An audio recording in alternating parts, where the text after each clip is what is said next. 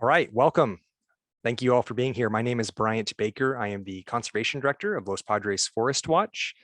For those of you, hopefully you are familiar with Los Padres ForestWatch. We are based in Santa Barbara. We are a nonprofit organization that works to protect public lands up and down the Central Coast, particularly the Los Padres National Forest, the Carrizo Plain National Monument, other public lands in the region as well. We are very excited to have a special guest with us this evening. We are recording this webinar, so if you are watching, you may be watching this at home on a later date. So just welcome. I hope the future is going well for those of you who are watching later. And our special guest tonight is Miguel Ordeñana, and he is the Community Science Manager at the Natural History Museum of Los Angeles County. And Miguel has a pretty amazing background, and he's done a lot of really amazing work in the Los Angeles area. He has a master's in ecology from UC Davis, and he generally works with urban mammals. And so he does everything from leading California squirrel surveys to working with bats. And then, of course, tonight what we're going to be talking about is his work with mountain lions, especially P22, famous mountain lion in the LA area. So we're really, really excited to have him and his expertise join us tonight. We, as ForestWatch, are very interested in mountain lion issues along the Central Coast and in Southern California. We have been doing what we can to try to keep them protected in these areas. We've most recently been working with some local landowners in San Luis Obispo County to help them keep their livestock protected, which in turn helps keep mountain lions protected. So we are really, again, very excited and appreciative of having Miguel here. So I'm going to hand this over to him. He's got a presentation. We're going to listen to that for about 30 minutes, and then we're going to open it up to question and answer, like a Q&A session. And I just want, for those of you who are here tonight with us, hopefully you've been in a Zoom webinar before, but just the way it's going to work, you can ask questions at any point. You can type in your questions. There is a Q&A button that should be on your screen somewhere. You can submit questions that way. You can also talk in the chat if you'd like. Make sure you have the chat. If you want it to just come to us, you can set who you are sending messages to. But I will be keeping an eye on the questions in the Q&A box. And then once we get done with the presentation, I will start reading some of those questions. And if you have just a burning question that you really want to answer or you want to ask verbally, we can unmute you. So just raise your hand and I'll be on the lookout for that. And we can do questions that way as well. So without further ado, I'm going to hand it over to Miguel. Thank you. I apologize. I'm having computer issues and my presentation closed, so I'll have to open it up again. No worries. We can always fill the time. Do you want me to do my comedy stand-up routine? Please. I don't have any. I hate, now that I say it, I don't have any good jokes. This is where I usually go to the audience, and if anyone wants to put a good mountain lion joke in the chat, that's great. Fun thing, we called this event Plight of the Puma. And I think a lot of folks get a little confused about what is the difference between a puma and a mountain lion and a cougar. So that's maybe something you could answer at some point, Miguel. And we actually had a trivia night the other night, and I thought it was a good question. It was about what genus are they in? And my hint for that question was it's the same name as a German shoe company. And so, a lot of people, of course, think it's the genus must be Adidas then. But okay, so that's it. Looks like you've got your presentation set up. I'm done with my jokes for tonight. And I don't know if I can live up to that, though. No, you will. You're going to be talking about mountain lions. You've got some awesome photos. I can already tell this is going to be a fun evening. So thank you again. And I'm going to go ahead and mute myself. All right. Thanks for having me, Bryant. I apologize for the lighting. I'm actually hiding from my little ones, and the lighting's not good in this, what do you call it? Maybe a quiet room kind of thing. or panic room, they call them. So I am Miguel Ordeñana, and I'm going to talk about the plight of the Puma in the Southern California area. My focus will be in the LA region specifically, because that's where I have most experience and most knowledgeable about the work other people are doing. But I will use P22, who is an individual who lives in Los Angeles, as kind of a symbol of all the problems facing our local Pumas. And so he's kind of like our case study today. And you'll kind of understand my connection to him pretty soon. But give you some personal background. I grew up in Los Angeles, right across the street from Griffith Park, which is one of the biggest urban parks in the country. Yeah, we go there a lot as a kid, mostly to play catch and get exercise and have fun with my mom and my cousins. But my relationship has changed since then. It was probably my first exposure to nature and wildlife, and it was kind of my Yosemite, my accessible version of Yosemite, or the Padres Forest for me as a kid. But my interactions with wildlife were like this, like going out of my apartment and a coyote would run across in front of us and startle us.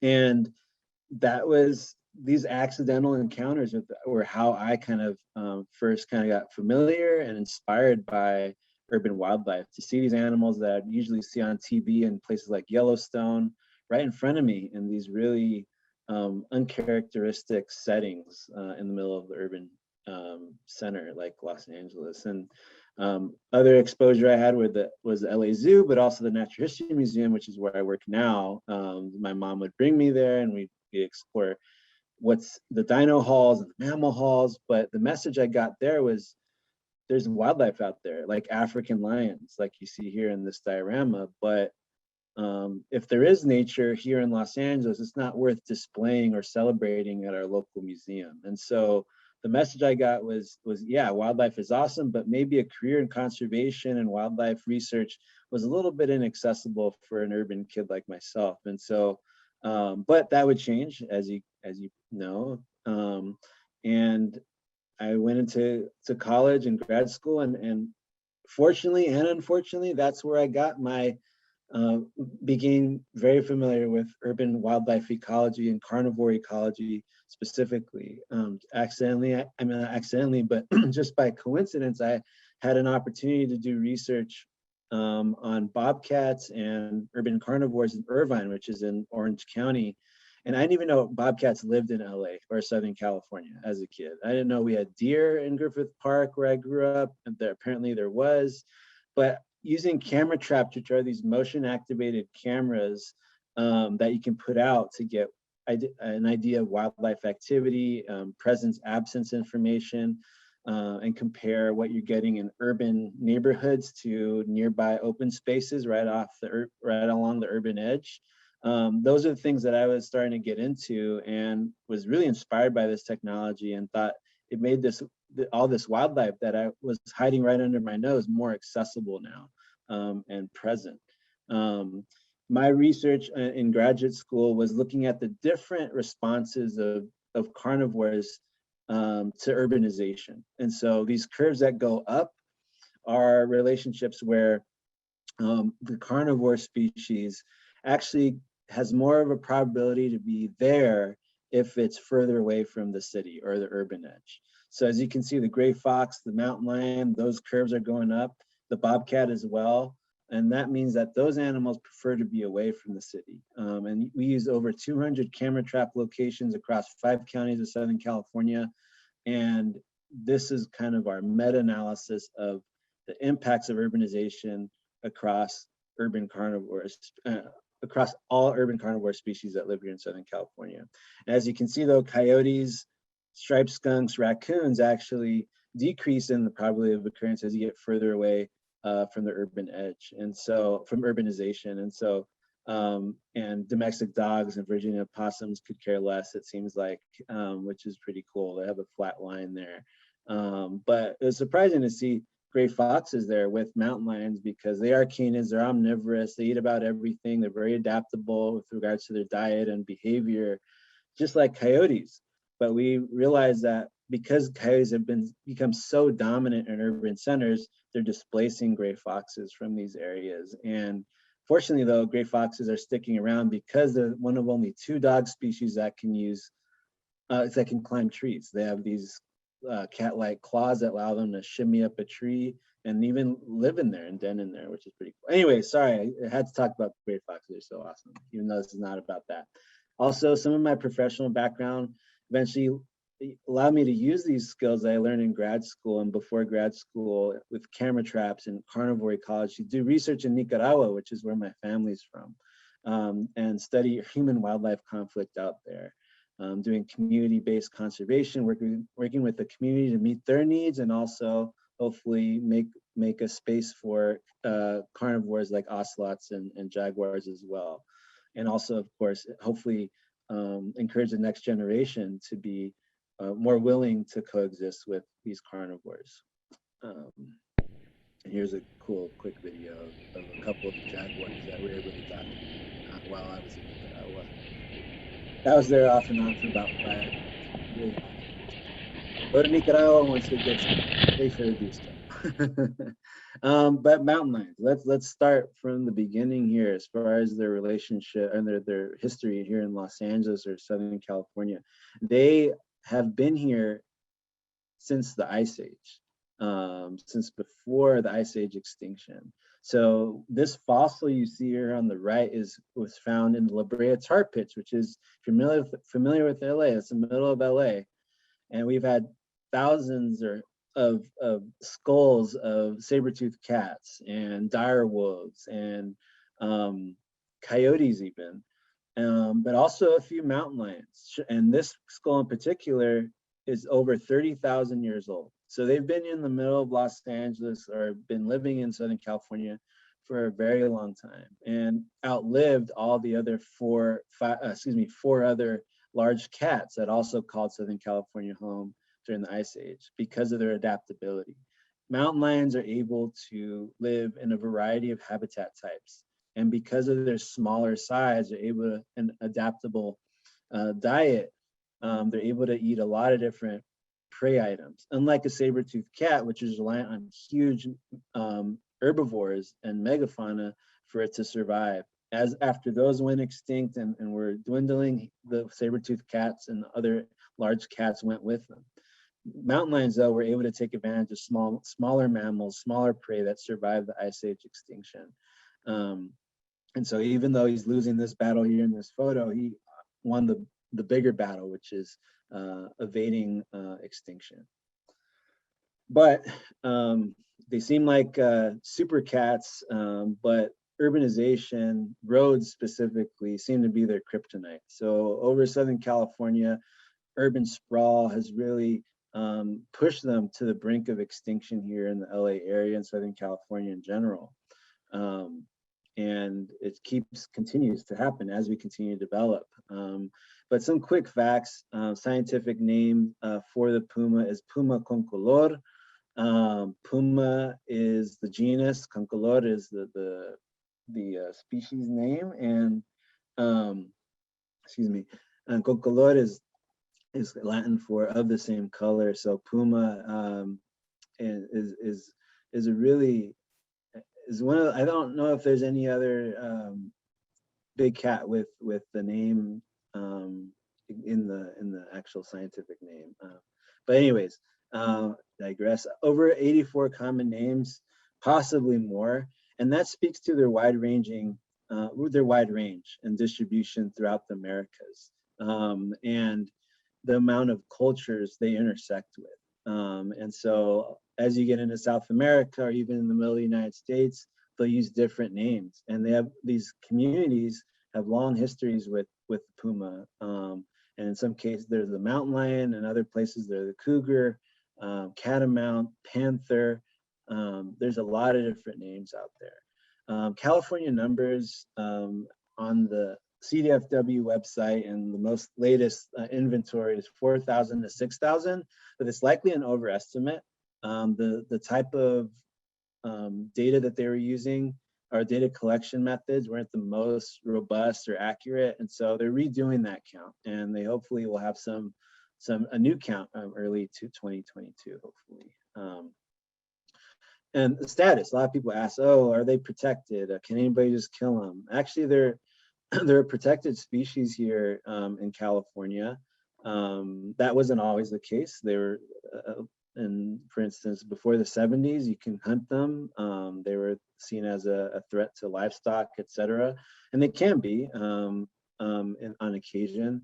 But that's all about good husbandry management. I think that everybody, now with the information we have at hand, there's possibility for any livestock rancher to be able to coexist with pumas if they take the appropriate measures and precautions. And there is a petition for the Central Coast and Southern California populations for them to be listed as threatened under this California Endangered Species Act, because they're so evolutionarily distinct, and also those populations are declining, especially here in Southern California, where it's estimated in between 20 and 50 years they can go extinct, period. And there won't be any more pumas in especially LA County and Orange County, and possibly Ventura County as well. And so that's being reviewed, and they're over a 12-month review period. But during that time, they are given the same type of protection during the review period. Why are they on the decline? So our pumas here in LA, so now I'm going to narrow my focus to Santa Monica Mountains and the population around there, and a little bit extending up north towards the Santa Susanas, eventually to Padres. But there's in Santa Monica Mountains, for instance, they're hemmed in by the 101 freeway and the Pacific Ocean to the south. The 101 in the north, Pacific Ocean in the south, and then a sea of urbanization to the east. And so this is kind of just a snapshot. These aren't all the pumas or the pumas that are being studied currently, but how the situation usually is, the amount of pumas being studied and collared, and how they're overlapping. And for pumas, they're territorial animals, solitary territorial animals. And even the most expansive open spaces, they will compete over space. But as you get more congested, like in this area, they'll have a heightened level of territoriality where it's to the point where they're killing each other at a rate that's unsustainable. And that's on top of the expected causes of death of getting hit by cars as young individuals try to disperse and create new territories for themselves. They have to cross these major 10-lane freeways, and most often they don't make it. Or another common danger for our local mountain lions is rat poison exposure. 5 pumas here just in the Santa Monica Mountains have died directly from rat poison exposure. But there's other things that is leading to their decline as well. And we're finally seeing the signs of this, which is inbreeding. Like I said, I already talked about them killing each other at an unsustainable rate, especially the territorial males protecting their territory. But they're also to the point where, when I say heightened territoriality, it's the point where they're killing their own offspring, they're killing off their own mates. And just because they don't want to risk sharing their territory and their resources with other individuals due to the limited availability of habitat in the area. And so what you're looking at is like animals who've killed each other and have inbred with each other. It's a really cool graphic. And sadly, recently, we're finally seeing the physical signs of that inbreeding. So there's physical abnormalities. So a common one is a kink in the tail. This individual, P81, doesn't have one of its testicles descended. So all of those are signs of abnormalities due to inbreeding, which is unfortunate. And that also, is because of a lack of connectivity, of these animals not being able to go and disperse and not really having other choices with regards to mates. And here's an example that hopefully is pretty relevant to you all. So here is P32. He was born in the Santa Monica Mountains, dispersed across the 101. It was one of the lucky ones that made it. And then he crossed the 23 into the Simi Hills, and then crossed the 118 in Santa Susana's, even more expansive open space, hopefully, and then made the crossings across the 126 a couple times, and then made it to basically in the Padres National Forest, and decided, unfortunately, there's another male that was already kind of in that area and was chasing him across all these roads and freeways. And to the point where he had to cross the 5 to escape this other individual, it seemed like, and was killed near Castaic Lake along the 5 freeway, which is unfortunate initial success story that ended tragically because of all these connectivity issues that they're facing. And here's another graphic that really shows how congested they are, and also how picky they are about where they cross or where they attempt to cross. So as you can look in the middle of this graphic, you can see a tiny strip, and that's Liberty Canyon, where there's the only place along the 101 with a good chunk of open space on both sides of the 101 freeway. And that's where animals are approaching the edge on both sides, on the north and from the south, but not crossing and just stopping and turning back, or crossing and getting killed. So that is why there's an effort to build a crossing there as the first wildlife crossing for this area. And here's another idea, give you a sense of where pumas are. It's kind of a sneak peek in what we're going to talk about. So P22 is already featured there because this is a newer map in the Griffith Park area, very distant from all these other individuals. But this is basically the amount of pumas that are being studied at a given time. Across north of the 101 and south. I already showed you that. So now I'm going to get you acquainted with P22. So it started off with this grassroots study of us looking at me coming back to LA, kind of want to give back to this Griffith Park that inspired me as a little boy, and allowing people to connect with the wildlife there. And so I wanted to document wildlife and look at if Griffith Park was an island for these wide-ranging animals that needed to cross in and out. And so we started trying to document bobcats, coyotes, deer that we knew lived in the park, if they could cross over the 101 freeway. And if you don't know, Griffith Park is actually geologically the eastern end of the Santa Monica Mountains. It's the end of that range, but it's separated from the rest of the Santa Monicas by the 101 freeway. And this is a zoomed in view. We put cameras where you see those pins to see if animals are able to cross in and out, or even approach the edge of the park on both sides. We use those devices, camera traps, which I mentioned earlier, motion activated cameras, and we put them on these overpasses. When I say corridors, these are just the easiest places for animals to cross, not necessarily these pristine, ideal crossing structures. And equestrian tunnels were another type of corridor that we monitored that also went under freeways. We got our answer. Griffith Park wasn't an island. Mountain bobcats were able to get in and out of the park through the equestrian tunnels. And deer even waited on traffic. So there's headlights coming straight at that male buck. And he safely crossed after that car passed. Yeah, and so P22, to kind of skip ahead, because I'm already talking about deer, mountain lions in California tend to eat 87% of their diet is mule deer. And so P22 as an example, it also mirrors that trend. So in Griffith Park, he's eating mostly deer. And so just because he's in this very urban setting, he's not all of a sudden going after everybody's chihuahuas and cats. He's still eating deer, which is plentiful in the park and reproducing. And that's an example of a deer. And they know this by doing kill site analysis, by going into where there's clusters of his GPS collar points. So he has a tracking collar on his neck.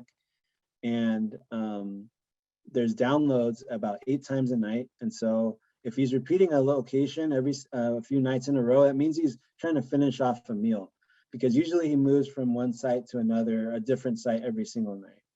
And so usually caches his food like a squirrel. So there's a deer carcass right in front of you in that picture.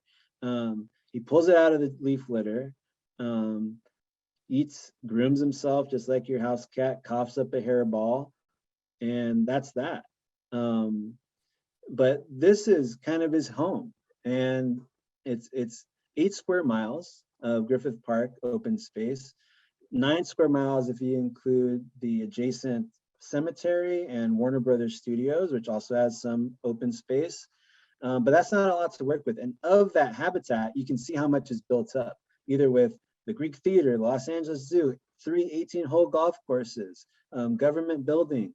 There's all types of disturbance in his habitat. But this is the last crossing he would have had to cross to make it in the park, is this 101 corridor here.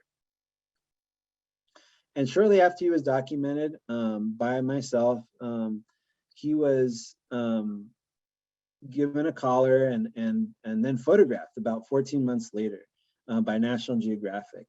And this photo made him a worldwide wildlife celebrity, basically. After that magazine article was published and it went viral on the internet, this image says a lot, because a lot of people, when they think of Los Angeles, they think of traffic, movie stars, jaded people, smog. They don't talk about nature or think about nature. And this image obviously is set in Los Angeles with that Hollywood sign in the background, but it's an animal that's not only nature, but it's a species that's associated with the most expansive open spaces that we have to offer in the Americas, right in the middle of Los Angeles, surviving and coexisting with people. So this photo says a lot about coexistence and the potential for that, and also the resilience of some species if we are up to it. What's something to take pride in is that Los Angeles and LA area in general is one of 2 mega cities in the world that can say they have big cats or large cats living within their city limits. The other is Mumbai, India, and they have leopards. And that's it for the world. And so that's something that a lot of people are very proud of and don't want that to change. But the reality is, though, P22 with even a 9 square mile territory, which seems big, is not even a fraction. I mean, it's a tiny fraction of what usually a male mountain lion needs. His dad, who was P1, Puma 1, used 200 square miles of open space to himself and fiercely protected it. P22 only has 9 square miles. So the thought was P22 would die very soon or after he was discovered or leave, but he hasn't. It's been almost 9 years now. And he's surviving. He's figuring out ways to survive, even if it means crossing through people's front porches in the local neighborhoods. And here he is jumping over 8-foot fences. Watch him cross over. He's going to jump right now. And he leaps. That's an 9-foot fence that he just cleared right there. And it's because he was spooked by a local resident that was driving in. And these are kind of, and I give you an idea that he uses all the park. If this is an outdated map, but if you projected a map of all his points, every single inch of this park would have a little star on it. He has used every single park in search of deer every single night. He doesn't den in a particular place every single night. And so it's pretty amazing to see how he's using every bit of habitat that he can to survive. And to get a little bit more about his diet and the implications of that, I want to show you a couple videos. If I can, hold on, I'm having some computer glitches. All right, here we go. So we found this deer kill. This hawk was feeding on it, scavenging on it, and to likely kill this deer. Yeah. No. And the P22 comes back for it.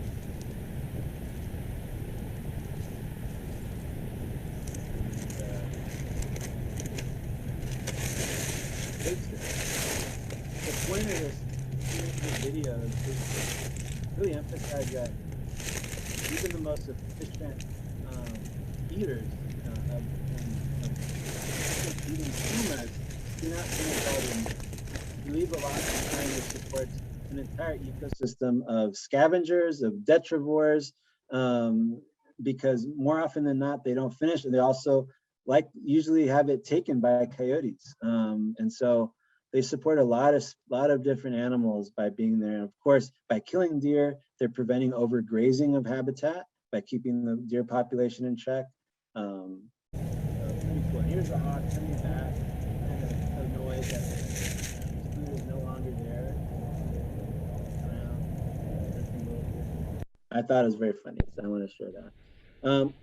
In addition to coyotes, in addition to deer, he also eats raccoons and coyotes, make up the other 13% of his diet. But that puts him at danger to exposure to rat poison.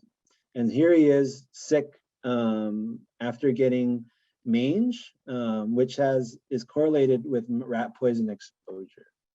And mange is a disease that is passed on by a parasite, a mite, that really causes desiccation of the skin, digestive issues, irritation, hair loss, a really slow, miserable death. But how it starts usually is rodenticide or rat poison enters the food web. And so rat poison's out there.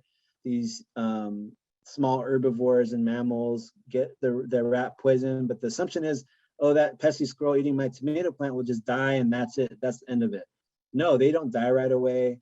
Backyard carnivores and predators eat these squirrels and rabbits, accumulate that toxin themselves because they don't die right away either. And then occasionally mountain lions will eat those smaller carnivores, or even the rabbits and squirrels directly themselves. And so they will accumulate that toxin themselves and usually not die. I mean, there was an exception of 5 mountain lions, but usually they'll be able to fight off that poison to an extent. But if they get mange on top of that, it's game over usually, because that's just too much for their immune system to handle. And that's what happened to P22. He almost died.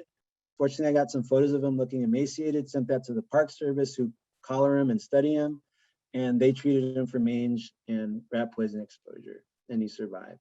But that wasn't his only misadventure. Sadly, he also went into LA Zoo and took out a koala. A lot of people think because it's an older koala that like to be on the ground, he might have confused it with a raccoon, but who knows? He killed the koala. Very sad. Fortunately, though, the zoo kind of was not okay with it, but they didn't persecute him. They could have had him removed for that, honestly, but they chose not to. They took the responsibility, just like any pet owner or livestock owner that loses something to a native predator because they didn't protect it sufficiently. They'll take the blame, and the zoo did that day. And even though it was very sad for them, they changed their protective measures after that, and they haven't had an incident since then. And he also got started. So here he is.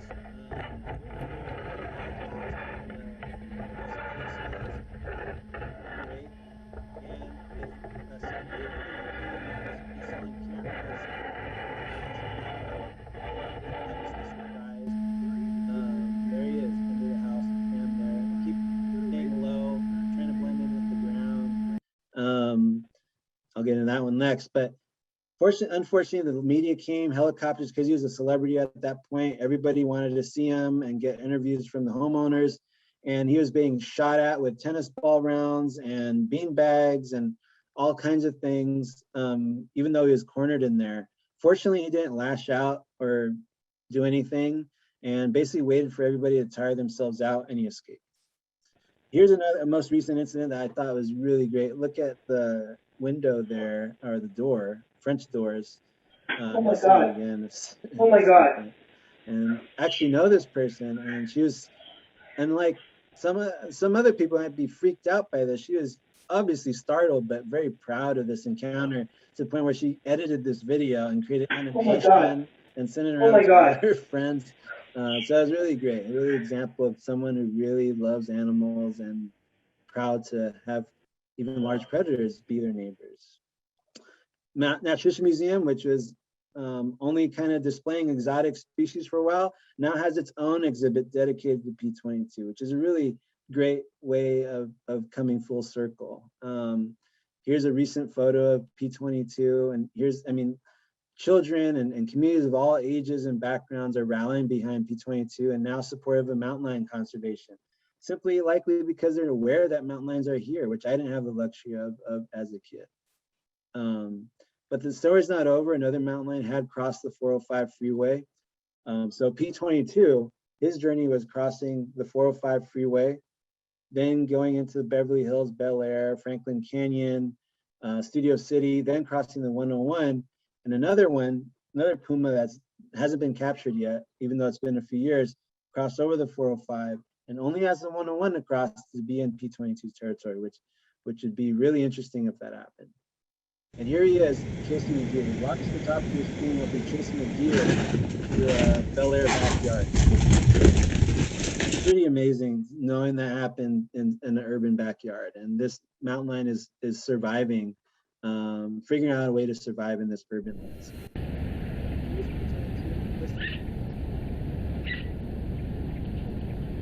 A lot of people think, oh, he's a lion. Mountain lions. And instead, what they hear is this squeak. And as that's as intense as it gets, pretty much, unless they're upset and cornered, they'll do a little growl, but no roar, because they are the biggest of the small cats. And so they don't have the ability in their vocal cords to be able to roar, which is pretty interesting. And that's, why would he do that, right? Like he's doing that to either mark his territory and let other potential Pumas know that this is his territory, or he's saying, oh, maybe there's a mate out here for me and I want to let them know that I'm out here and ready to mate. Either way, it's a good sign that he's using natural behavior. He hasn't given up on doing natural mountain lion behavior, which is really cool. The future of mountain lions: build a crossing. If we don't build this crossing at Liberty Canyon, at least our LA population will go extinct because of all the reasons I mentioned. All those compiled together are leading to a sharp decline that is going to lead to their extinction, or local extinction in about 50 years or even less, depending on what happens.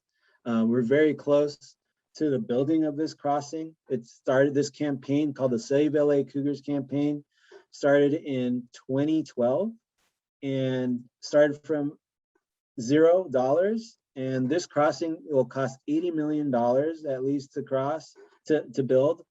And we're at $74 million now as of this week, thanks to a $20 million donation from the state this past week. So we're very close. We want to meet that goal by the end of the year so that we can break ground on schedule. And we're very proud of this initiative. It'll be the biggest wildlife crossing in the country and send a statement to the world, all urban areas, that wildlife crossings and conservation and coexistence can happen everywhere, especially if it can happen in a place like LA. And the cities behind it, even there's a P22 day every year. And there's documentaries about him, children's books. He's just a really great advocate for this campaign and cougars worldwide. I forgot to put the link in, but SaveLACougars.org is a website you can use to learn more about the campaign and contribute. And if you have issues with cougar mountain lion coexistence, cougar is another name for mountain lion, you can visit Cougar Conservancy and they can give you tips on how to mitigate against wildlife conflict with pumas and be preventative about wildlife conflict as well. So thank you very much. Sorry if I went a little over there, but happy to answer questions.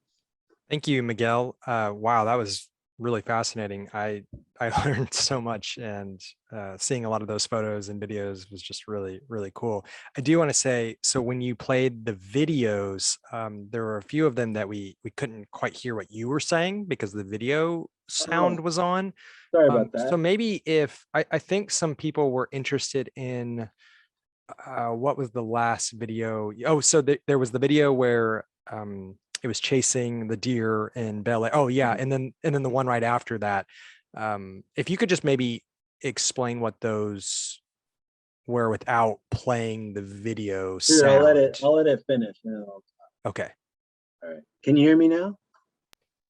Yes, Can we you can hear me? hear. Yeah, we can hear you now. Okay, cool. So what's happened, that's the Puma that crossed over the 405 after P22. And this individual is stuck in between those two freeways, in between the 405 and the 101. And he only has to cross the 101 to be in P22's territory. And in this video, because there's so many ring cameras and security cameras out there, he's been documented quite a bit in these neighborhoods because it's so urban. And in this video, he's basically chasing a deer through someone's backyard in Bel Air.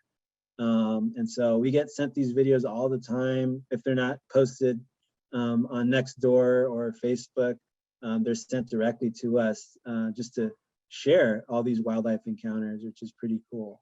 But it's really amazing to me about this video in particular, how this individual that's probably in as tough of a spot as P22 with regards to urban habitat, he's figuring out a way to survive. And this is just an example of that. So anyway, yeah. That's great. That. Yeah, and then the next one for sure. Yeah.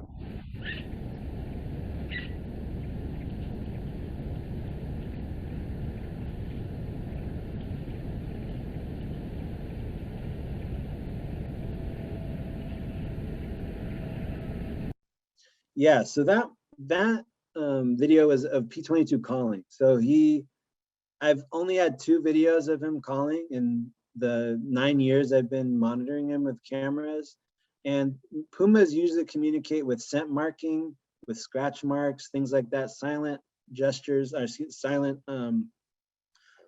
communication. And so it was really interesting to see that. And why it's really cool is because he's only either doing it to let other competitors know that he's there and that is his territory, or he's letting a female know that he's ready to mate and he's ready to do that. In either case, that's a natural behavior. And a lot of people assume because he's been in the park so many years without any other competitors, that he put his guard down, he start acting differently than a Puma usually would. And that's just not the case. He continues to patrol his territory, eat the same things that he's eaten since he was a young mountain lion, and continue to survive. And that's just a great sign of how much they're able to kind of retain that natural behavior no matter what the situation is. And it's a good sign because it also says that they can continue to coexist with us and not become more dangerous as years go by, even if they're in the most urban settings. So, yeah. Great, thank you. And the other one, I have a couple of questions about 2 other videos. So there was the one where the line was under the house.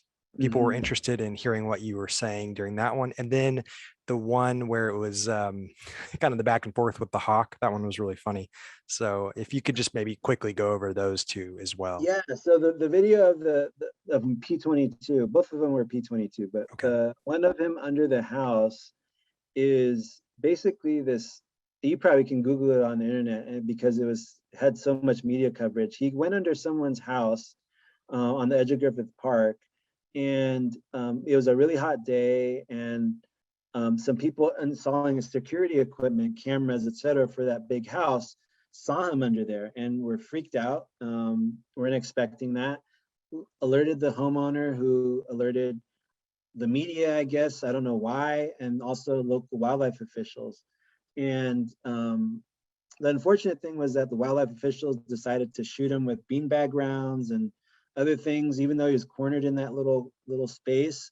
In addition to that, the media was not restricted at all, went right up to the opening of that crawl space, surrounded the property with news vans and helicopters as he was being prodded by these wildlife officials. And even with all that, he didn't do anything. He just kept himself, took all these hits, and didn't move really.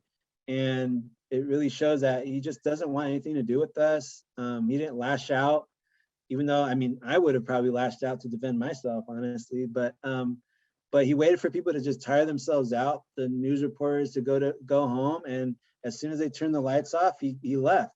And there's news trucks still around the property, and nobody saw him leave. So that's how like elusive he is and can be.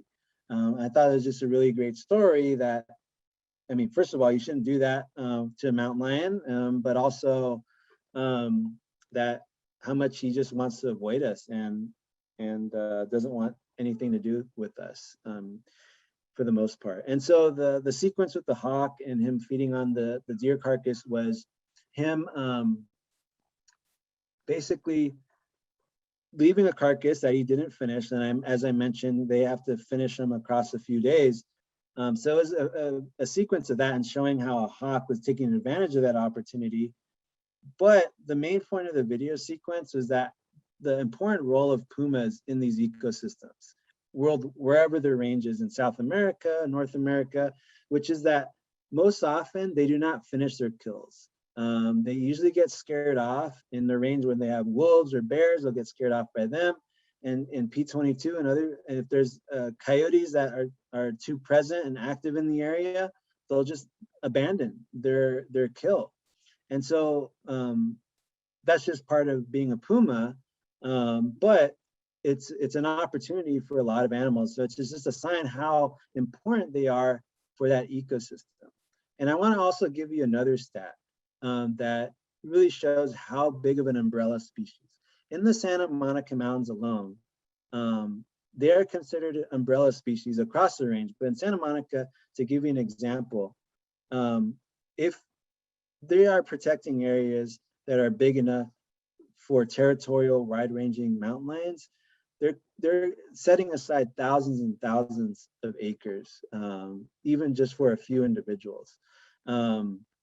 And as they set aside these large, expansive areas, they end up supporting hundreds of other, or thousands of other individuals, but hundreds of other species. 500 species of mammals, 350 species, excuse me, 50, sorry, overstated there, 50 species of mammals, 35 species of reptiles and amphibians, excuse me, and 100 bird species and plant species as well.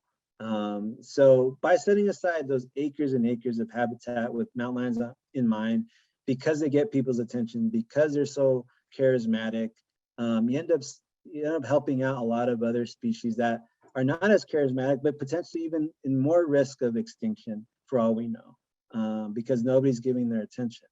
But anyways, I just wanted to kind of give you that example, and that's the impact of carnivore conservation across the world, and how they end up helping a lot of other species when they're protected. They're like the gateway conservation species. Yeah, that's a really cool way to think about it. Well, Miguel, this presentation has been really amazing, and we have a lot of great questions that I want to get to. I just wanted to say there are a few folks who have been mentioning in the chat to us that they really enjoyed your presentation. So thank you again for doing this. And I want to, because we have so many questions, and we have some really good questions here.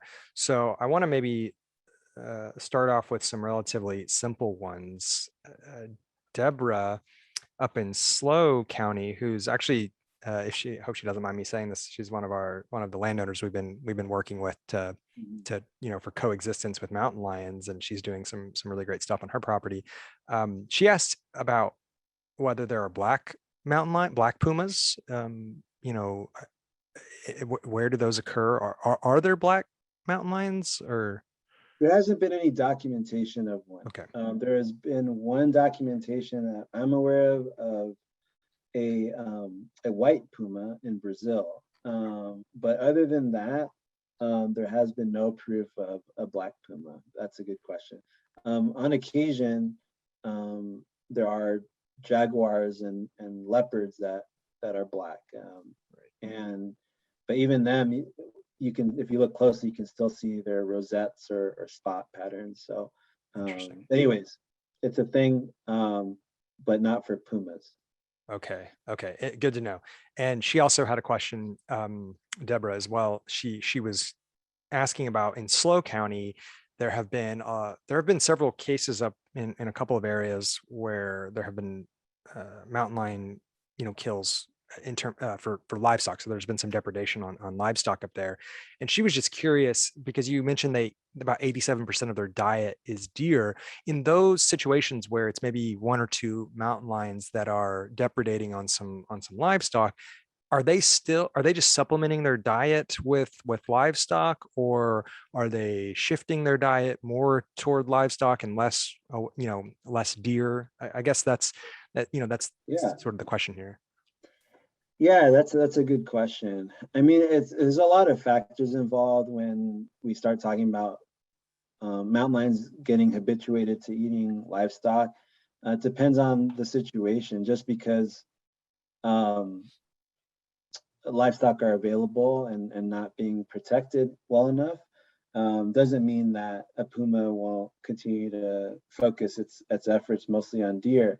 But when there are situations where livestock are just left out in the open and not protected, there's no hazing of the puma, and there's no measures taken to better protect the livestock, those pumas aren't dumb. It's an easy target. They're easy to take down. They haven't those livestock species don't have the instincts that deer do and other animals to protect themselves and be wary of predators, etc. And so pumas will learn that eventually and take advantage of that situation. So yeah, but there's ways to prevent that, and also if it is starting to happen, there's ways to stop it too. Interesting. So, I guess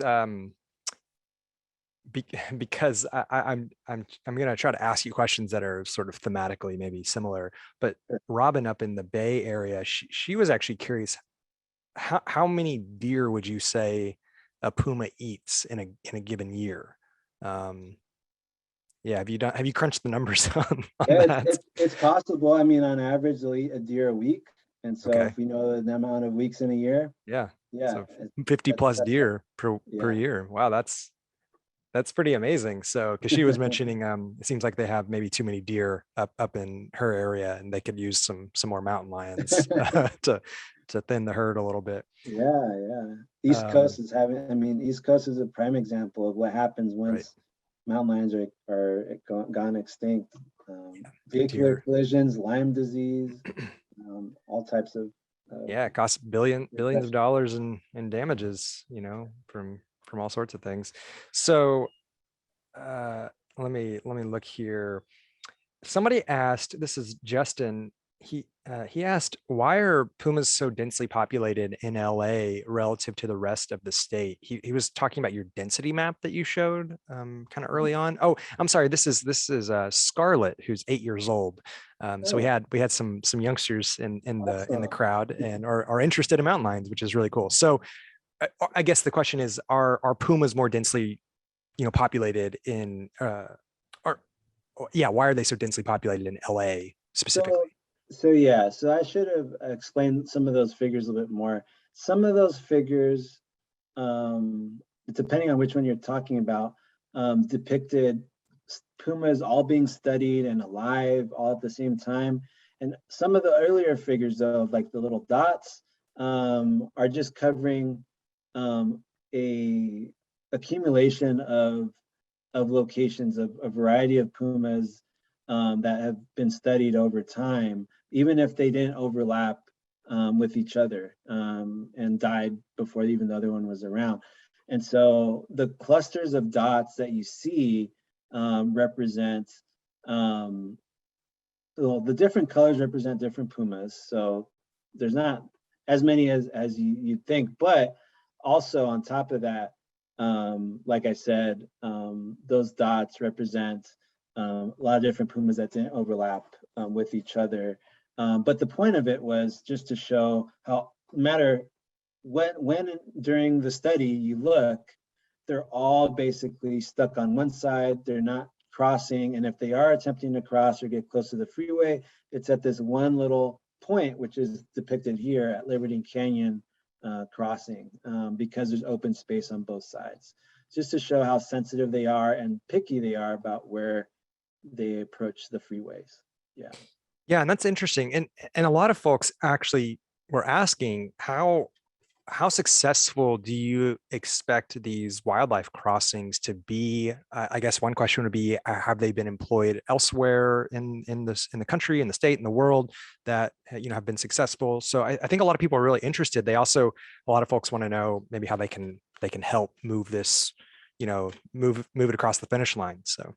Yeah, I really appreciate that question. It has been done in the past, and there's years and years of research behind it. So places like Europe and Canada have already built these types of crossings and done it successfully. I mean, ways to make it successful is learning over time about what works for certain species and not others, and what will give you the biggest bang for your buck and make them feel comfortable and safely cross this bridge. So one thing you do is you put wildlife fencing that leads up to the bridge. Also, make sure that you have natural native habitat, some sort of sound barriers if you can, to dampen the sound at least to some extent. Obviously kind of reduce artificial lighting as much as you can. But anyways, all these things have been thought about and tested and redone and improved over time. But unfortunately, places like LA or California specifically are way behind with regards to these types of crossings.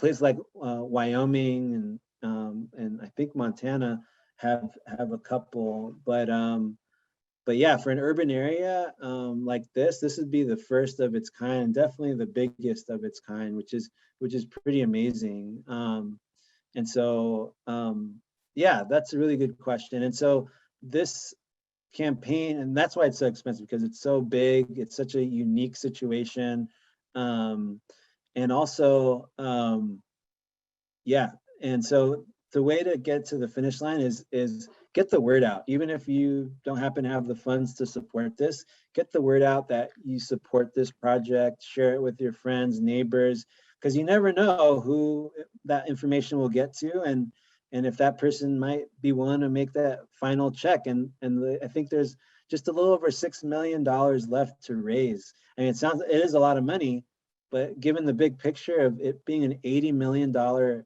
campaign, we're so close, and we can see this happening in the near future. We can just taste it already. Can people donate to that?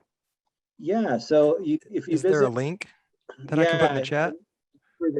I can put in the chat. That's a good idea. Yeah, just make sure you send it to everyone, because I think it defaults to wanting to send. Oh yeah, thank you. Yeah. Oh, Robin. Oh, was it Save LA Cougars? Was it SaveLACougars.org? That's it. Okay, yeah, I put that in there earlier. I didn't make the connection. Sorry. That's it. Great. So folks, and I'll make sure to put this, if you're watching this in the future on YouTube or on social media, we'll make sure to put that link down below this video somewhere as well. So well, that's great. And it's really exciting. I assume with the wildlife crossing, people would not be allowed on it. Would that be right? No, humans will be allowed. Oh, humans will be. Okay. So, and there's that won't interfere with spooking wildlife. Yeah, that's crossing. A good question. That I'm not familiar if there'll be like some sort of curfew or something. Right. I'd imagine there might be, but yeah, that's a really good question. Sorry, that was just something that popped in my head. I hadn't really thought about it either. I was just thinking how cool it would be to cross it, but I don't want to be scaring the mountain lions either. So, well, we have a lot of questions about P22 as well, but I do just want somebody asked, this was Robin again, who was asking like who is studying all of these mountain lions in the area. I know it's a multi-agency effort. And then kind of related to that, somebody, it looks like Tom, was asking the data from a lot of these efforts, the camera traps and the presence data. He was asking if that's publicly available or if that's something you would have to request. So I think those are, kind of related questions. Yeah, definitely. So the agency in charge of studying mountain lions in this particular area. In Orange County, for instance, it's different. It's UC Davis. There's a project down there looking at the Santa Ana Mountains population that's also in really bad situation for the same reason. But out here in the Santa Monica Mountains and north of there, it's the Santa Monica Mountains National Recreation Area, south of the 101. And the National Park Service managed that area and the wildlife that use it. And so they're in charge of the national park, this Puma study. And they started in 2002. So it's the longest running urban mountain lion study ever. And they're obviously with P1, and they're over 100 now. And so as of this year, I believe. And so it's pretty amazing what they've been able to do and fund, and their data and their science is the basis for this campaign. And we wouldn't know to focus our efforts on this location, on this crossing, without all those GPS collar data of all these individuals over time, pointing towards the same solution. So it's really lucky to have that project here in the LA area. So yeah, that's the agency that studies that. There was another question, right? Yeah, the data that the data. Yeah, is produced. Yeah, Is so that something that's collar publicly available? Yeah. Yeah, so their camera trap data, like there's like some of that's available on their Flickr site, for instance, and videos as well. My photos, I mean, if you want any of my photos, I'm happy to, like all those P22 photos, those are all mine. I'm happy to share those. Just email me. And the museum also has them as some of them as well, the Natural History Museum. So yeah, if you ever want any of those P22 videos or photos, yeah, please get in touch. And then also and also the Griffith Park Connectivity Study was a project that was getting a lot of photos, and it's separate from the Park Service's effort. And so that would also go through me because I have access to all that information. GPS collar data, which is probably where the question is really going, is something that the Park Service is pretty protective over because, and even some camera trap data, especially if cameras are still running right then and there, they won't let you, they will try and keep that to themselves for the safety of the Pumas and also safety of people. They don't want people going off and trying to locate a Puma and track the individual. So because it just it's just asking for conflict in some way or fashion. And so so they try and keep that. But as a public agency, they have to be able to share that information if it's required officially and asked officially. And so so yeah, that's kind of the situation. But that makes sense. Yeah.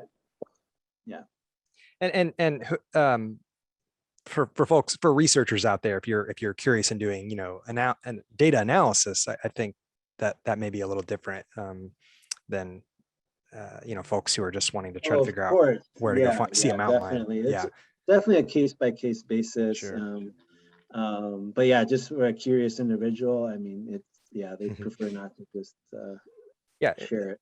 Definitely won't be on the internet on a public website or anything like that. Right. It makes sense. I don't want people going chasing P22.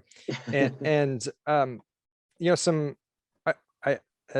don't mean to backtrack here, but I did have a couple of other questions about the wildlife crossing come in right after we talked about it. And the two questions. So one is from Janine, who is asking if there is a potential for to link to a larger wildlife corridor. So I guess I'm not entirely. So Janine, if you want to be a little bit more specific, I think I know where you're going with this question. The way it's phrased is, in addition to the wildlife crossing, is there potential to link to a larger wildlife corridor, and if yes, where? So, I think one good thing might be to just really quickly explain the difference between a wildlife crossing and a wildlife corridor, because those mean different things. Yeah. Yeah, like so a crossing is basically connecting the corridor. And so a crossing is part of the corridor once it's built. But basically where there's a freeway, for instance, the corridor is basically cut off or severed. And so the idea of the crossing is basically to link these two areas of core habitat. One is the Santa Monica Mountains, and on the other side of the freeway is the Simi Hills, which then you have to cross another highway to get to the Santa Susanas, then another highway to get further north to even more open space in the national forest land. And so, so that's the goal, hopefully for most Pumas. But yeah, without this connection, this crossing, that corridor isn't quite as functional as it needs to be. This is interesting because in Ventura, and this may get at your question a little bit as well, Janine, but in Ventura County, gosh, when was this? I can't remember if this was, I think this was 2019. So the county actually passed an ordinance that was going to provide better protections for several wildlife corridors. So basically areas that have, habitat connectivity that would establish some linkages between the Santa Monica Mountains, the Santa Susana Mountains, the Simi Hills, all the way to the Los Padres National Forest.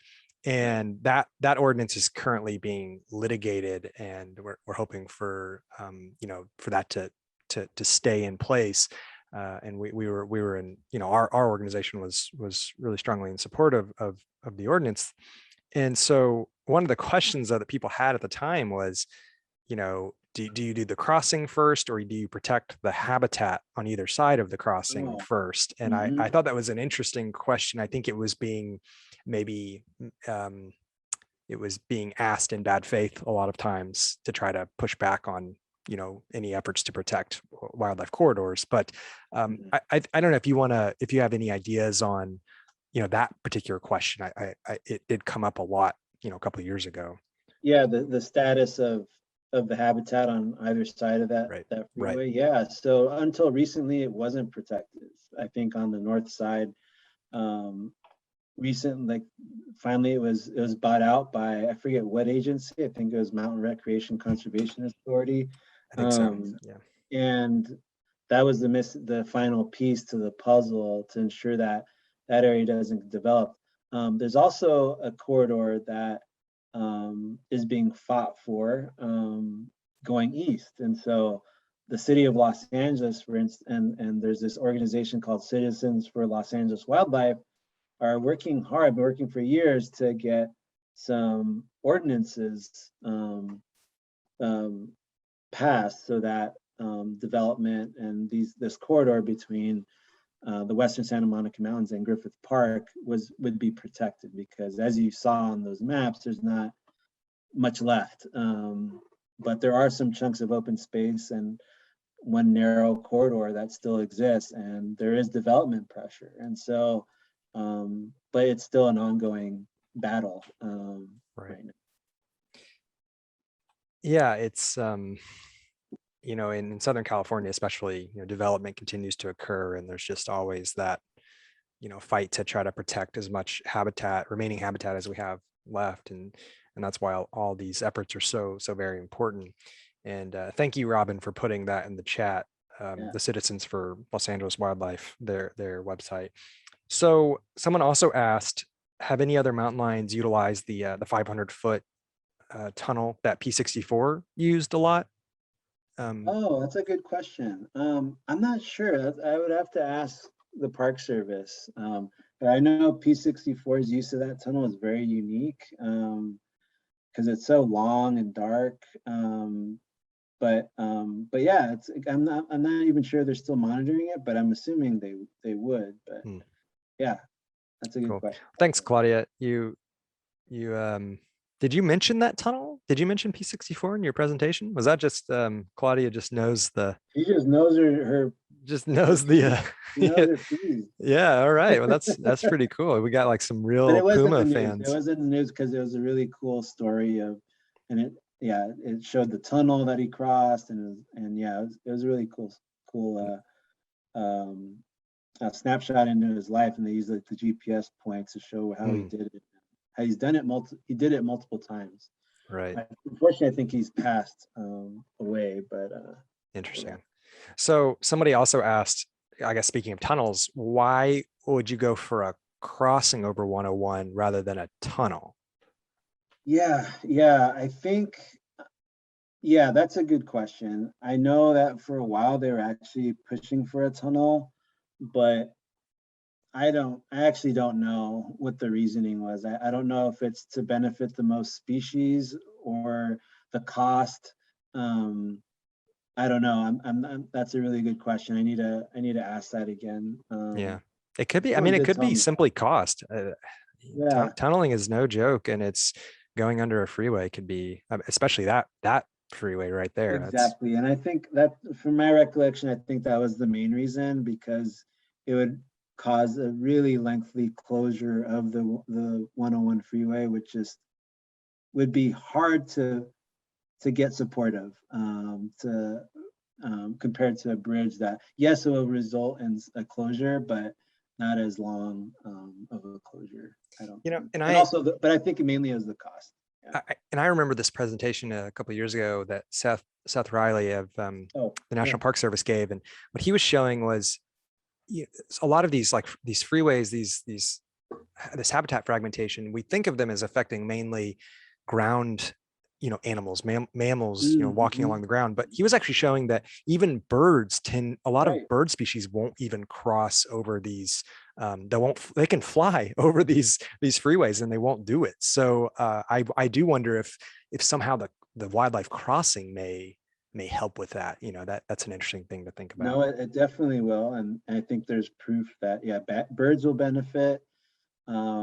And even amphibians will benefit, and multiple generations it'll take for them to cross over, but nonetheless, it'll improve their genetic health and connectivity out there. And like you said earlier, this crossing really is with mountain lions, I think, on the forefront of why we want to do it, but it's going to benefit a lot of other species, which exactly, and mountain lions maybe are less, definitely, I was just gonna say, mountain lions are definitely just like the poster child, right?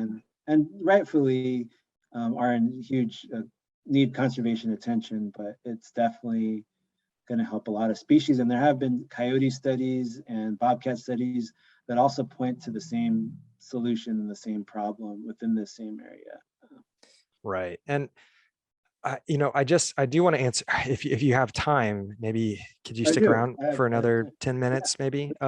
Cool. We have some really good P22 questions. People obviously love P22, and he's of a charismatic species. He's about as charismatic as you get. So somebody asked, this was Melissa. They asked, have you gotten any footage of P22 in a physical altercation with coyotes? And I would ask, just in general, maybe do mountain lions and coyotes have altercations? That's something I'm curious about. Yeah, I haven't seen it, but I know wolves will sometimes displace them in their range. Coyotes, though, are smaller, and I know for a fact that P22 eats coyotes as like his second favorite meal. So if they're alone, they're a prey item, but potentially if they're in a pack, they might kind of displace him from an area. But I will say a little cool story. I was fortunate to go off on and visit some of his kills, and one of them, a deer, at least maybe there's a couple of these, but anyways, at least one of them had, we found the deer, and then we looked on top of it, and there was a barn owl. And so what happened was, P22 killed this deer, left it there, came back the following night, and a barn owl was scavenging and didn't notice P22, and he ended up getting an extra meal out of the barn owl. He was baiting other animals in. Pretty clever. Yeah, that's a few years ago, I came across my first mountain lion kill. It's so fascinating, and it seemed really fresh, and I didn't know it at the time, but now I do. That that mountain lion may have been coming back to finish some of the pieces there, and Mhm. you know, it was in a pretty cool spot. And then a year later, I actually saw a mountain lion like right in that same exact area, and I wonder if it was the same one. And that was in the Los Padres, where you know, you can see them. I've seen a couple in the wild, and it's always a real treat. And you know, going back to P22, someone asked, this was Michael asked, has P22 ever bred, or is he just all by himself without any ladies in his territory?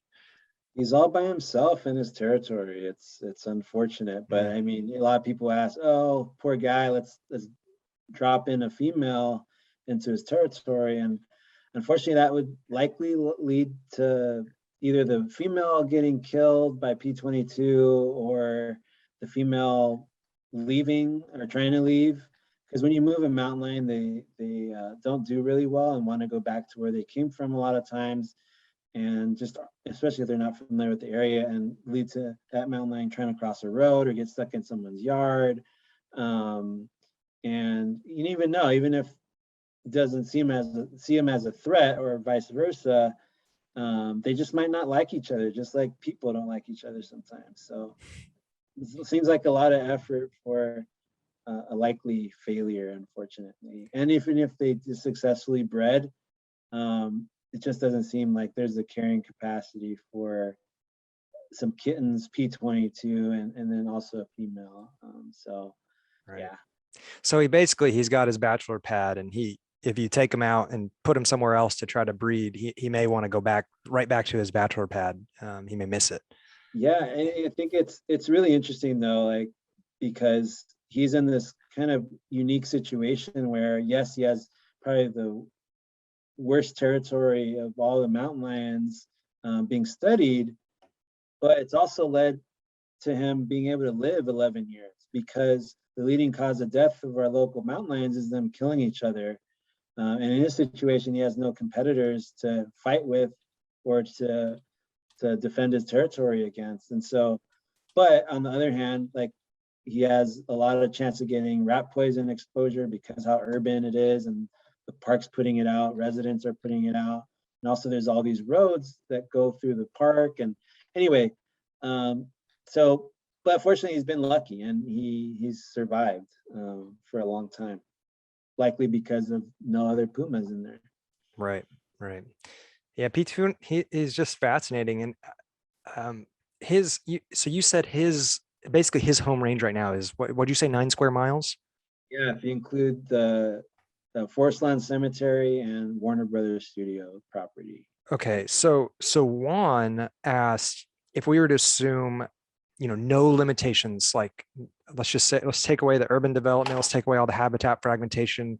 What, you know, how much territory, what would be the size of that home range? How much would they utilize? A single mountain lion? Oh, a male, Yeah, 200, male.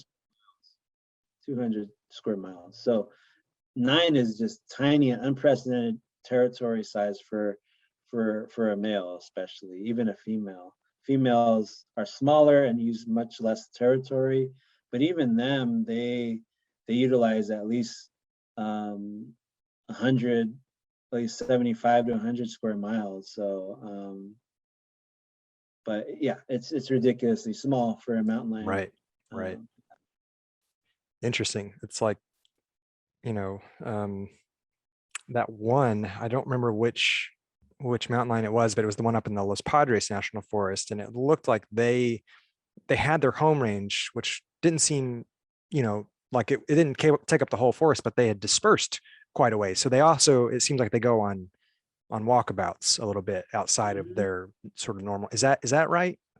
I mean, when they're young, they'll do that. Yeah, for sure. Like, so that's probably what resulted in him dispersing to Griffith Park is his dad was this ferocious beast that was killing his own offspring. And there's probably another male in addition to that living where he was born.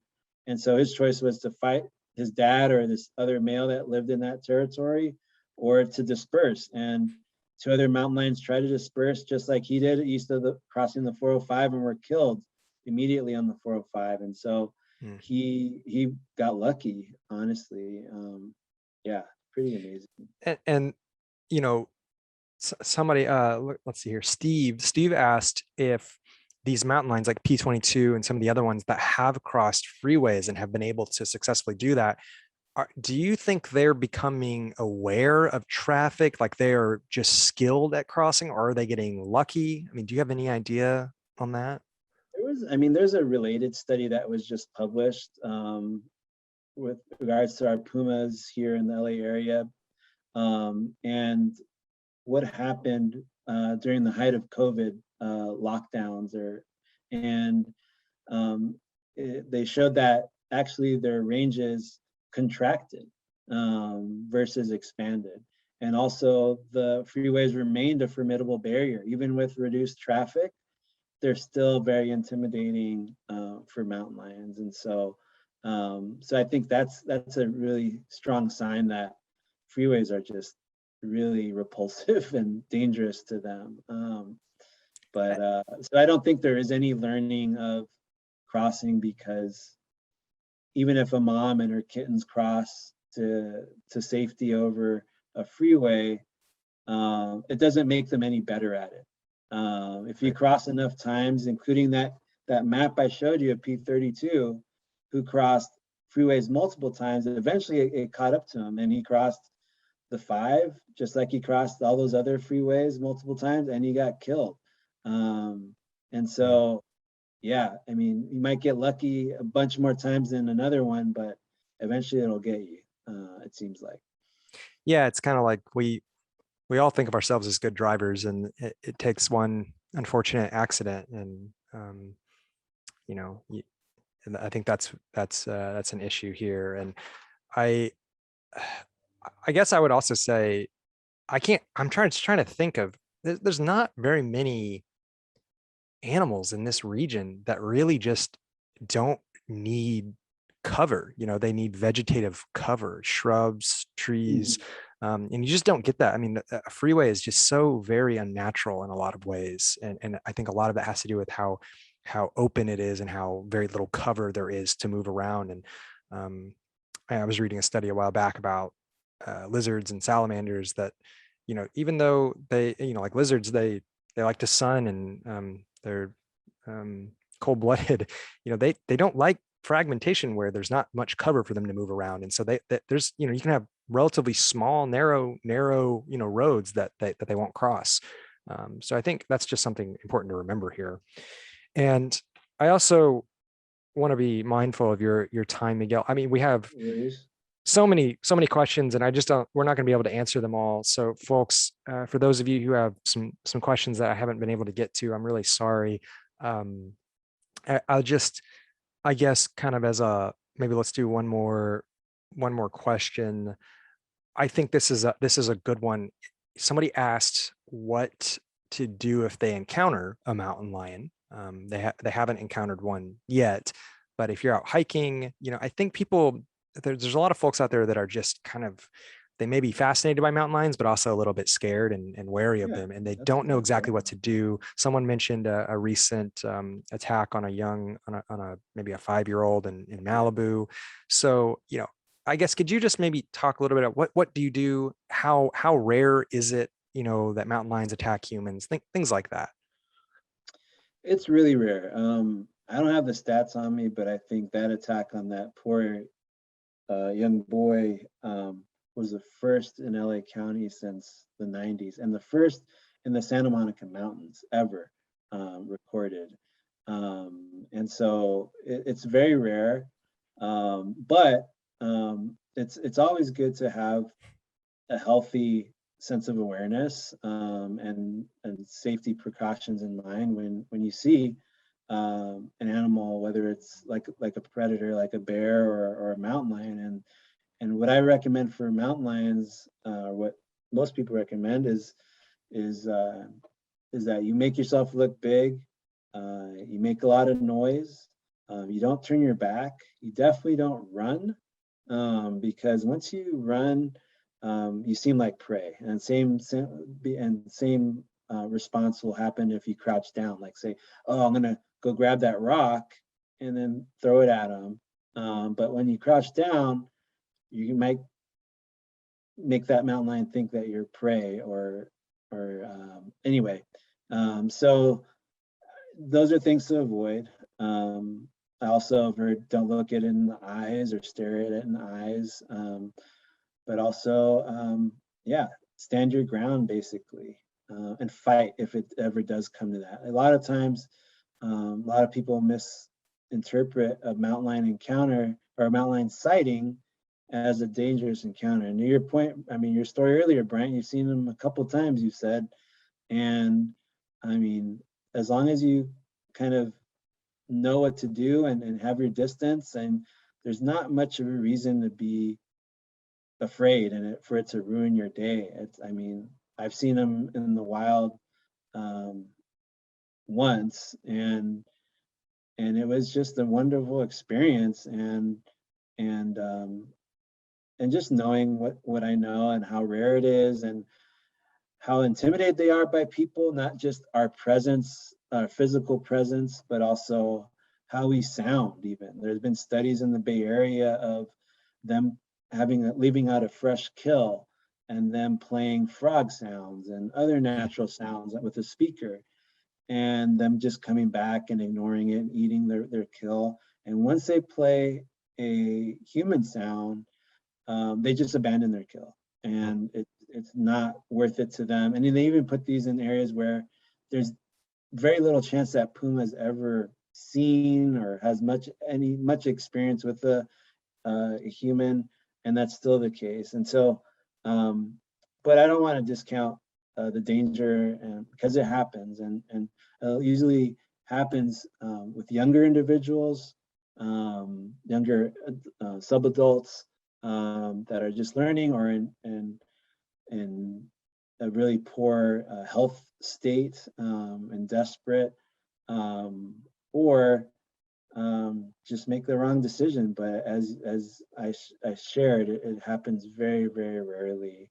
And when it does happen, unless you're very young and small, which is unfortunately the case, it usually doesn't result it didn't result in this individual's death, but I'm just saying, in general, it doesn't result in death for the most part. Right. When you're attacked by a mountain lion, if you fight, for sure. Yeah, it's just there's a lot of research to back that up, and just historical records to back up how much pumas just don't want much to do with us at all.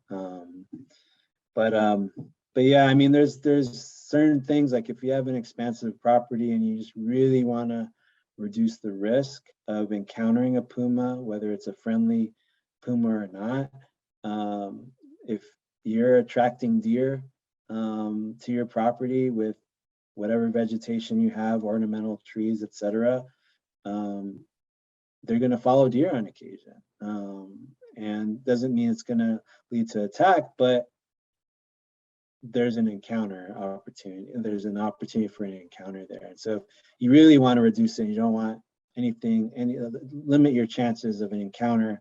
Then that's something. If you have a kill in your property, and you don't feel safe with it being there, there's ways to safely remove it. If you visit the Cougar Conservancy website, there's some tips, and they'll actually sometimes even go out to your property if you need help, kind of mitigating something like that.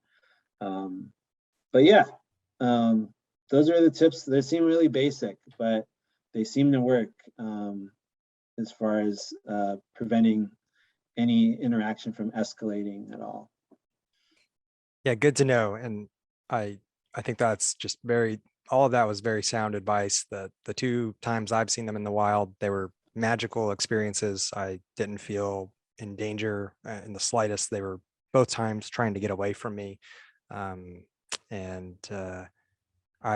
worried about me like tripping over a rock and breaking my ankle, or maybe worried about other people and what they might do. Those are the kind of things I worry about. I just I don't feel that I don't feel a sense of danger, thinking about mountain lions. I hope that we can all learn to coexist with them on this landscape. They have been here a lot longer than we have, and we share the space with them. So Yeah, and I want to, I mean, some other stats that people throw out all the time are like you have more chance of being attacked by a dog or killed by Right. a dog or a deer or getting in a car crash and dying from that, or a lightning strike. And so there's a lot of those things that sometimes will put people at ease. But yeah, again, this is the main Right. point. It's very rare, and there's ways to deal with that situation if it ever does come up. But it's rare, and you're honestly lucky if you ever do see a lion. Yeah. That's how I feel. That's how I feel. I feel lucky. So I think we're gonna wrap it up here. And this has been just really, really fascinating. And I so very much appreciate you taking the time to come with us and, or come here and speak about all of your experiences and your expertise. It's been super informative. I know a lot of people have been in the chat just saying how much they enjoyed the presentation. They really are very appreciative of your time. Someone did ask if it would be okay to email you questions. I would be happy to send out your email in our follow-up email that we send to all the registrants. But if that's something you're interested, I can also just Happy forward you to. questions. Yeah. Okay, cool. No, yeah. Send my email out. I'm Okay, happy cool. to So keep in touch. yeah, for those of you who are attending right now live, we'll include Miguel's email. And so you can, if you've got other questions, I know there were a lot that I wasn't able to get to. He sounds like he'd be happy to chat with you.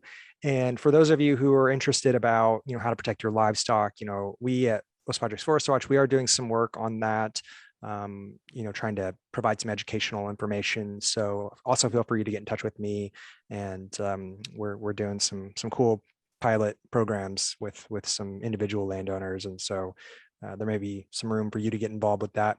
And, again, for those of you watching after the fact, please look for links below this video. We'll include some of the more pertinent links that we mentioned here.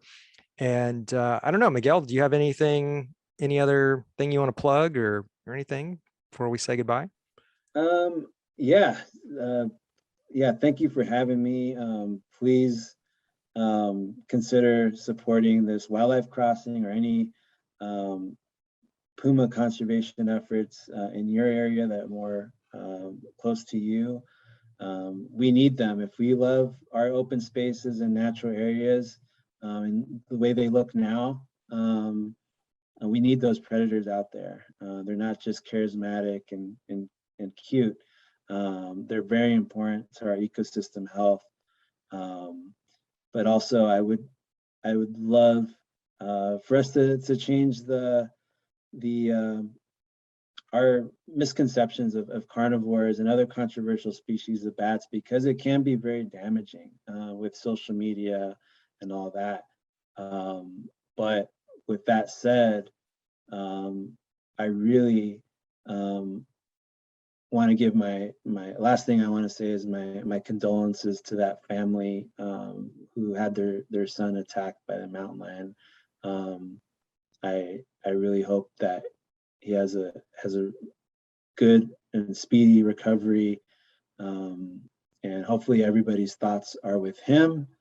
And yes, nobody ever wants a mountain lion to be dispatched because of an incident like that, but first and foremost, we need to think about that child and his recovery. So thank you so much, and I really appreciate you having me here today. Great. Thank you again and again. A lot of folks are thanking you, and just really appreciate the time. I'm going to stop recording now. So for those of you watching at home, thank you for joining us. And again, look for some links below this video, and we'll see you again soon.